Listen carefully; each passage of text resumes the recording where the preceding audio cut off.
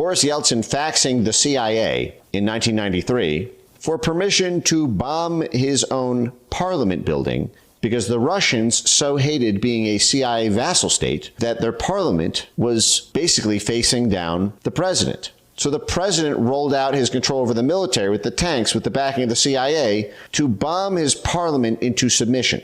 That's how Pizza Hut won the market for pizza in Russia.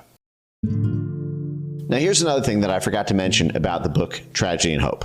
Tragedy and Hope is fundamentally a story about control over the State Department. And if you've read it, you know what I mean. It is fundamentally about how the bankers and the corporate elite class, the multinational corporations in this dawning age of globalization, can control commercial markets and commercial profits by controlling global governments using the power of the U.S. State Department to apply pressure to foreign governments.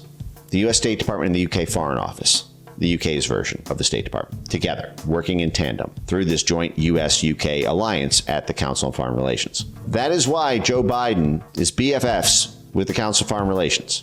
It is the moneyed class of the world. It is the BlackRock, Tom Donilon, Mike Donilon alliance, opening up markets, extracting resources, securing import markets and export markets, securing cheap labor, securing free trade agreements, destroying free trade of arm's length deals between foreign countries when it benefits them, privatizing the state-owned assets of foreign countries.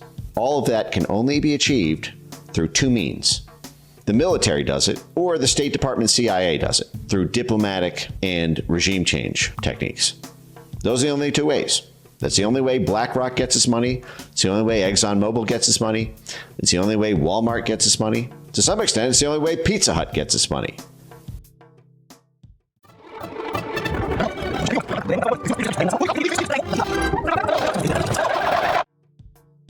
Because of the Central Intelligence Agency and the U.S. State Department, behind it the battering ram of the Pentagon, Pizza Hut acquired 200 million new pizza buyers for its pizza products because Russia was opened by the State Department successfully winning the Cold War. Because of the National Endowment for Democracy and the CIA and the State Department funding the revolutionary movements in Poland, funding the revolutionary movements in Hungary, funding the revolutionary movements in Germany to pry off all of the satellite states of the Soviet Union, induce an economic collapse in Russia, control the government in Russia through the control of Boris Yeltsin, allowing the territorial acquisition in the economic sphere of Russian food services, Russian energy services, Russian military services, Russian natural resource extraction by Council on Foreign Relations stakeholders like Walmart, Pizza Hut, Royal Dutch Shell, ExxonMobil. This is a Pizza Hut ad saying, shit, our government's broken. Our country sucks. This guy's a puppet. He's running our country into the ground. And Pizza Hut proudly runs an ad saying, we got pizza though. And this is good pizza. Yeah, okay.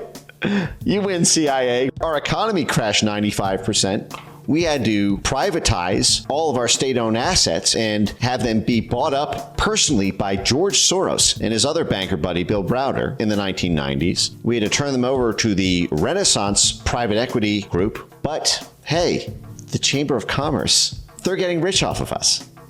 This is why I always say, listen, I understand if you're a libertarian. I was young and dumb. I think Milton Friedman is an excellent communicator. I have learned so much from him. I don't regret a thing. I'm very inspired by Free to Choose. I want to make this one day for what I do.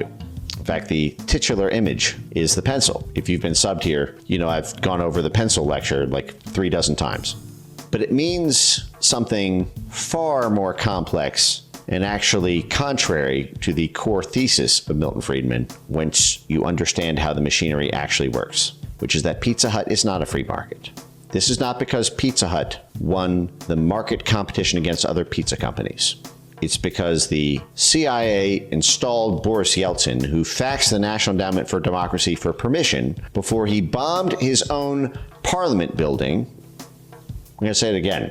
Boris Yeltsin faxing the CIA the International Republican Institute, Marco Rubio, and the National Democratic Institute, Madeleine Albright, Secretary of State, and Hunter friggin' Biden, in 1993 for permission to bomb his own parliament building because the Russians so hated being a CIA vassal state that their parliament was basically facing down the president. So the president rolled out his control over the military with the tanks, with the backing of the CIA, to bomb his parliament into submission.